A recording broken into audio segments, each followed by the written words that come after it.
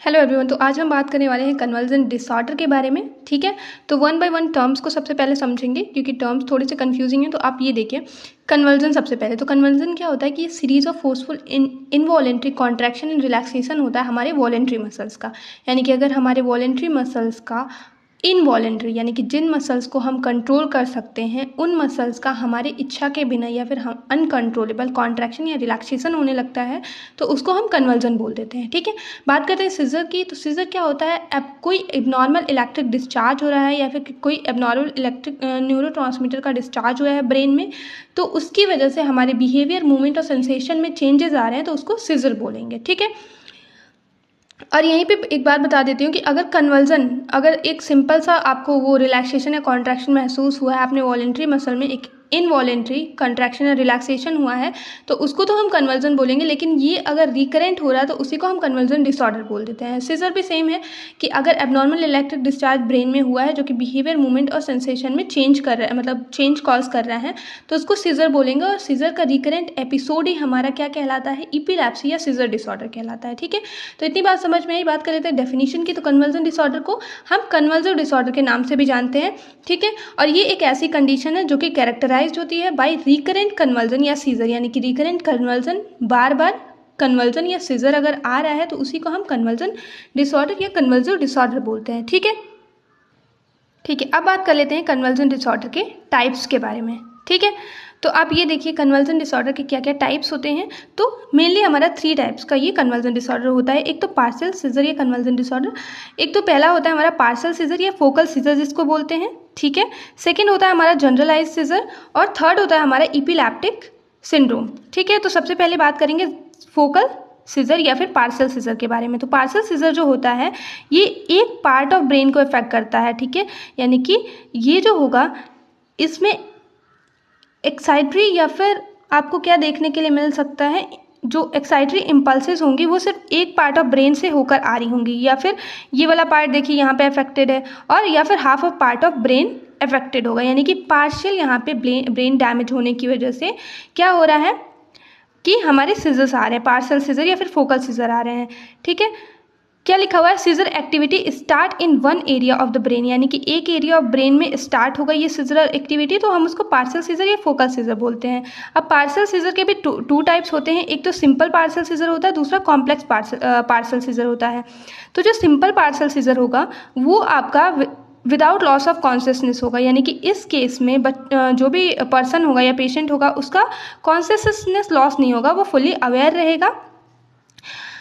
ठीक है, और इसमें भी जो सिंपल पार्शियल सीजर होता है उसमें भी 3 कैटेगरी हमारी होती हैं। एक तो जैक्सोनियन सीजर होता है, दूसरा हमारा रोलैंडिक सीजर होता है। तो वन बाय वन थोड़ा थोड़ा देखेंगे इनके बारे में। जैक्सोनियन सीजर जो होता है वो एक जैसे कि स्टार्ट होता है नॉर्मली थंब से और प्रोग्रेस करता है अपवर्ड द आर्म, या फिर या कह सकते हैं कि एक पार्ट ऑफ द बॉडी से स्टार्ट होगा दूसरे मसल्स में स्प्रेड करेगा। ठीक है, फिर सेकेंड जो हमारा होता है रोलैंडिक सीजर। रोलैंडिक सीजर को हम 2 और नाम देते हैं। एक तो BECTS बोलते हैं इसको। BECTS से हमारा मतलब है बेनाइन इपिलैप्सी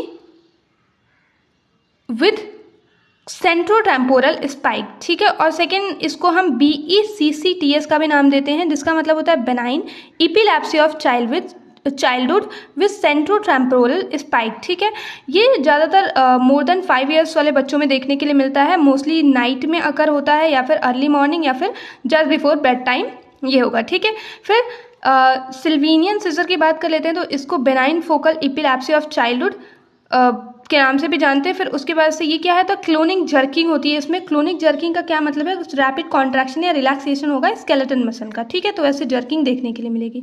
फिर कंप्लीट पार्शियल सीजर में देखते हैं तो इसमें क्या होता है, लॉस ऑफ कॉन्शियसनेस होता है और ये ऑरा के साथ स्टार्ट होगा। दैट मीन्स कि पर्सन को पहले से ही पता चल जाएगा कि उसको कन्वर्जन आने वाले हैं। ठीक है, उसको ऐसा आभास होगा। फिर ऑटोमेटिज्म होगा। ऑटोमेटिज्म का मतलब होता है कि पर्पसलेस मूवमेंट देखने के लिए मिलेगी। यानी कि कोई भी पर्पसलेस लाफिंग, पर्पसलेस क्राइंग ऐसा कुछ देखने के लिए मिलेगा पेशेंट के अंदर। ठीक है, इनअप्रोप्रिएट या फिर कोई भी इनअप्रोप्रिएट पर्पसलेस मूवमेंट देखने के लिए मिलेगा। टोनिक जर्किंग होगी, यानी कि मसल स्टिफनेस के साथ आपको सीजर्स देखने के लिए मिलेंगे। फिर मेमोरी डिस्टर्बेंसेस भी, क्योंकि लॉस ऑफ कॉन्शियसनेस हो रहा है इसमें, तो मेमोरी डिस्टर्बेंसेस में आपको ड्रीमी स्टेट, विजुअल हेलुसिनेशन जैसी प्रॉब्लम देखने के लिए मिल सकती है। तो ये कंप्लीट हो गया हमारा पार्शियल सीजर या फोकल सीजर की बात हमने कर ली। अब सेकेंड जो हम पढ़ने वाले हैं वो जनरलाइज सीजर है, ठीक है, दिख रहा है ठीक से। तो ये होगा हमारा जनरलाइज सीजर। जनरलाइज सीजर क्या होता है, होल ब्रेन को अफेक्ट करता है। आप देख रहे हैं यहाँ पे एक्साइटेटरी इम्पल्सेस जो होंगी whole area of the brain से आ रही होंगी, तो इसको हम क्या बोलते हैं, जनरलाइज सीजर, जो कि पूरे ब्रेन को इन्वॉल्व करता है। इसमें भी दो तरह के होते हैं, एक तो मोटर जनरलाइज सीजर होता है, नॉन मोटर जनरलाइज सीजर होता है। तो जो मोटर जनरलाइज सीजर होता है ये मसल ऑफ द बॉडी को अफेक्ट करता है, जबकि यहाँ पे क्या होगा, एब्सेंस सीजर इसको बोलते हैं। मेनली ये क्या करेगा, मसल्स ऑफ द बॉडी को ज़्यादा अफेक्ट नहीं करता है। तो देखिए सबसे पहले मोटर जनरलाइज सीजर की बात कर लेते हैं, तो ये पहले देख लेते हैं, ठीक है, विजिबल है, ठीक है। तो पहला होता है हमारा टोनिक सीजर। टोनिक सीजर में मसल स्टिफनेस होगी, इंसान कॉन्शियसनेस हो जाएगा, पेशेंट हमारा फॉल कर जाएगा, मेनली पीछे की तरफ गिरता है, ठीक है। इंसान क्या हुआ, सबसे पहले मसल स्टिफनेस हुई इसकी, फिर अनकॉन्शियस हो गया और पीछे की तरफ गिरा ये, ठीक है, मेनली पीछे की तरफ गिरता है हमारा टोनिक वाले सीजर में।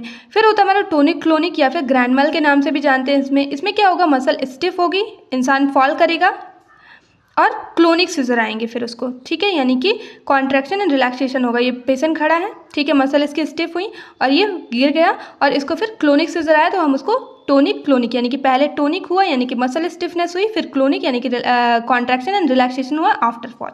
फिर क्लोनिक सीजर की बात कर लेते हैं, तो इसमें क्या होता है, ये मेनली कन्वर्जन की तरह होता है आपके। इसमें रैपिड कॉन्ट्रैक्शन एंड रिलैक्सेशन होते हैं हमारे स्केलेटल मसल के। ये देख रहे हैं, बंदा गिर गया, उसके बाद से उसको क्या आ रहे हैं, सीजर्स आ रहे हैं, यानी कि रैपिड कॉन्ट्रैक्शन रिलैक्सेशन हो रहा है स्केलेटल मसल का। अब बात कर लेते हैं अटोनिक या फिर ड्रूप इफेक्ट भी बोलते हैं इसको। इसमें क्या होता है, जो स्केलेटल मसल होती है रिलैक्स हो जाती है, पेशेंट अनकॉन्शियस हो जाता है, पेशेंट फॉल कर जाता है फॉरवर्ड, यानी कि यहाँ पे जो हमारा टोनिक सीजर था इसमें पीछे की तरफ गिरा था, यहाँ पे बंदा आगे की तरफ गिरेगा, ये पेशेंट हमारा आगे की तरफ गिरेगा, ठीक है। फिर होता है हमारा मायोक्लोनिक। मायोक्लोनिक सीजर में क्या होता है कि ट्विचिंग कुछ पार्ट ऑफ मसल्स में देखने के लिए मिलती है और समटाइम होल बॉडी में, यानी कि ट्विचिंग होगी, ठीक है, स्टिफनेस होगी कुछ पार्ट्स ऑफ द मसल्स में, या फिर कभी कभी होल बॉडी में हमें मायोक्लोनिक में स्टिफनेस ट्विचिंग देखने के लिए मिलती है, ठीक है। तो ये हमारा हो गया जनरलाइज सीजर। अब हम बात कर लेते हैं लास्ट इपिलेप्टिक सिंड्रोम के बारे में।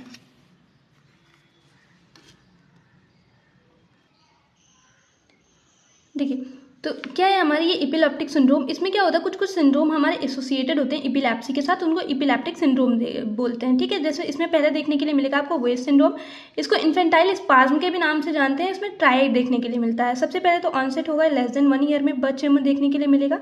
डेवलपमेंटल डिले या लो IQ देखने के लिए मिलेगा। हिप्स इरिथमिया देखने के लिए मिलेगा, यानी कि इंटरइक्टल ECG, यानी कि बिटवीन द ECG आपको कुछ एबनॉर्मल हाई फ्रीक्वेंसी या हाई एम्पलीट्यूड की वेव देखने के लिए मिलेंगी in between the ECG of the seizure, ठीक है।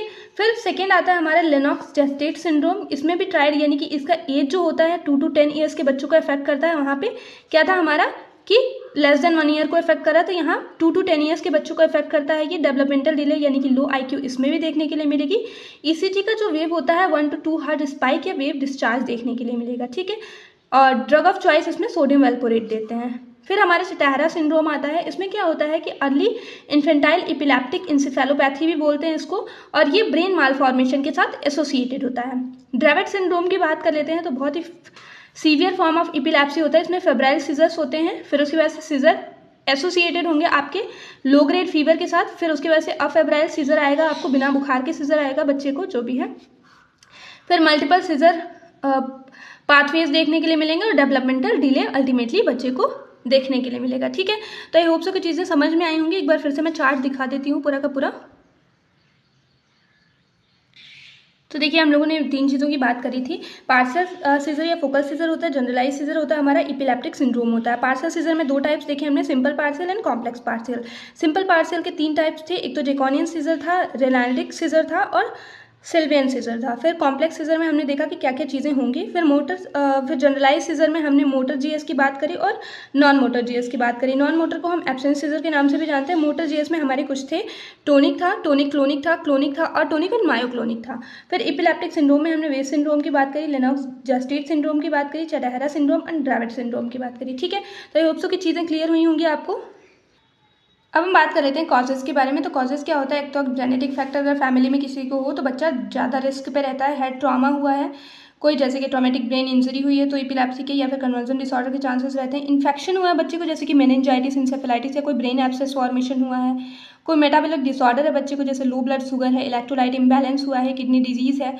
ब्रेन कंडीशन जैसे स्ट्रोक है बच्चे को, सेरेब्रल पैल्सी है, कोई न्यूरोजेनरेटिव डिजीज़ है या टॉक्सिक सब्सटेंसेस का एक्सपोजर हुआ है बच्चे को जैसे कि लेड या अल्कोहल का, तो भी हमें कन्वर्जन डिसऑर्डर बच्चे के अंदर देखने के लिए मिल जाएंगे। ठीक है, बात करते हैं पैथोफिजियोलॉजी की। तो इटियोलॉजिकल फैक्टर की वजह से आपके न्यूरॉन्स हाइपर एक्साइटेड हो जाएंगे या फिर हाइपर एक्साइटेबिलिटी इनमें देखने के लिए मिलेगी।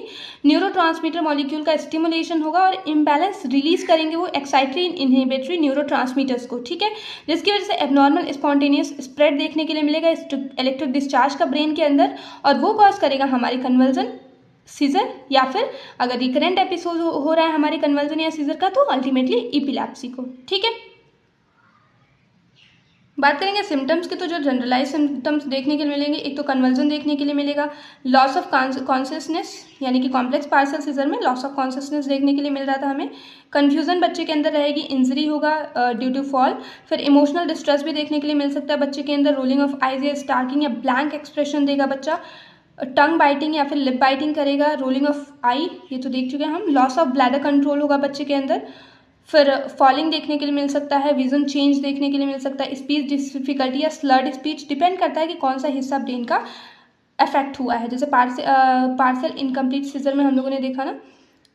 फिर उसके बाद से पोस्ट सीजर कन्फ्यूजन देखने के लिए मिलेगा, फटीग या स्लीपीनेस आफ्टर सीजर बच्चे के अंदर, हेडेक या माइग्रेन भी देखने के लिए मिल सकता है। ठीक है, फिर कुछ स्पेसिफिक सिम्टम्स की बात कर लेते हैं। तो इस इन्फेंट में आपको जो 0 to 12 मंथ के बच्चे होंगे उसमें सडन या फिर ब्रीफ स्टिफनेस या कन्वर्जन देखने के लिए मिलेगा, एपनिया या फिर स्किन टोन या कलर का चेंज होना, ये एक कैरेक्टरिस्टिक साइन देखने के लिए मिलता है बच्चों के अंदर, इन्फेंट के अंदर। ठीक है, फिर टॉडलर की बात करते हैं 1 to 3 ईयर्स, तो सडन फॉल या ड्रॉप देखने के लिए मिलेगा, कन्वर्जन या शेकिंग देखने के लिए मिलेगी, लॉस ऑफ बैलेंस या कोऑर्डिनेशन देखने के लिए मिल सकता है।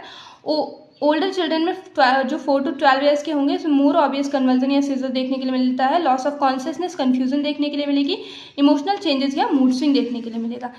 डायग्नोसिस में हम क्या क्या करा सकते हैं, तो history taking, physical examination, EEG कराएंगे, फिर VEEG कराते हैं, सिटी स्कैन MRI कराएंगे, single photon emission CT scan हम ज़्यादा प्रेफर करते हैं, पॉजिट्रॉन इमिशन टोमोग्राफी टेस्ट कराएंगे। ठीक है, तो ये सारे हमारे डायग्नोस्टिक टेस्ट हो गए। अब मैनेजमेंट की बात कर लेते हैं। तो देखिए, मैनेजमेंट में कन्वेंशनल या फर्स्ट लाइन ड्रग्स जो यूज़ करते हैं हम उसमें फेनेटॉइन यूज़ करते हैं, फेनोबार्बिटॉन यूज़ करते हैं, कार्बामेजेपाइन और ऑक्सीकार्बामेजेपाइन वेल्पोरेट का यूज़ करते हैं, सोडियम वेल्पोरेट का मेनली। ठीक है, सेकेंड लाइन ड्रग जो होती हैं यानी कि इनके यूज़ के बाद भी अगर कन्वर्जन नहीं जा रहा है बच्चे के अंदर तो हम लेमोट्रिजीन या फिर लेपिरामेट या फिर लीगाबार्टीन यूज़ करते हैं। कॉम्प्लेक्स पार्सल सीजर की बात कर लेते हैं तो इसमें हम जो ड्रग ऑफ चॉइस होती है उसके तौर पे कार्बामेजेपाइन या फिर ऑक्साकार्बामेजेपाइन का यूज़ करते हैं 10 to 30 mg पर kg per day, 2 to 3 divided dose में बच्चे को देते हैं। अगर जनरलाइज टोनिक क्लोनिक सीजर है बच्चे को तो उसमें फेनोबार्बिटान 5 to 10 mg पर kg सिंगल डोज में देंगे। फेनोटाइन देते हैं 5 to 10 mg पर kg 1 to 2 डोजेज में। कार्बामेजेपाइन देते हैं हम 10 to 30 mg पर kg per day. Lowest drug dose होगी वो इनिशियली स्टार्ट करेंगे, देन ग्रेजुअली हम इंक्रीज करते जाएंगे। अगर बच्चे को एब्सेंस सीजर है तो उसमें इथोक्सिमाइड यूज़ करते हैं, सोडियम वेल्पोरेट का यूज़ करते हैं, मेनोट्रिजीन का और बेंजोडाइजेपाइन का यूज़ करते हैं। ठीक है, मोनोक्लोनिक या आटोनिक सीजर में सोडियम वेल्पोरेट या बेंजोडाइजेपाइन का यूज़ करते हैं। वेस्ट सिंड्रोम हुआ है तो ACTH जो हमारा होता है ड्रग ऑफ चॉइस होता है 40 to 60 unit per day for 4 to 6 weeks देते हैं, ओरल प्रेडनिसोलोन के साथ जो कि 2 mg पर kg पर डे रहता है, 2 डिवाइडेड डोज में देते हैं। ठीक है, डाइट्रिक मैनेजमेंट क्या करेंगे तो कीटोजेनिक डाइट देंगे बच्चे को जिसमें लो कार्बन और प्रोटीन हो प्लस हाई फैट डाइट देते हैं। स्टिमुलेट करता है कीटोसिस को और एसिडोसिस को ऑफ स्टार्वेशन को रिड्यूस करता है हमारे सीजर को। सर्जिकल मैनेजमेंट की बात कर लेते हैं तो न्यूरो सर्जरी कराएंगे, इन केस ऑफ ब्रेन अगर लेजन है तो न्यूरो सर्जरी प्रेफर करते हैं। ठीक है, कार्पस कैलोस्टॉमी कराते हैं यानी कि कार्पस का कुछ भाग निकाल देते हैं, कार्पस कैलोसन आपने सुना होगा, या फिर जो भी पार्ट अफेक्टेड है उसको निकाल देते हैं। Focal resection of the part of cerebral cortex are done यानी कि पार्शियल रिसेक्शन कर देते हैं सेरेब्रल कॉर्टेक्स के जो भी पार्ट डैमेज है उसका। ठीक है, तो आई होप सो कि क्लियर हुआ होगा। जो टाइप्स हैं सीजर की वो काफ़ी इंपॉर्टेंट है तो उसको एक बार ठीक से देखिएगा। कोई चीज़ नहीं समझ में आती तो you can definitely comment on the comment section. ठीक है, आई होप सो कि सब कुछ क्लियर हुआ होगा। अच्छा टॉपिक है, थैंक्स फॉर वॉचिंग।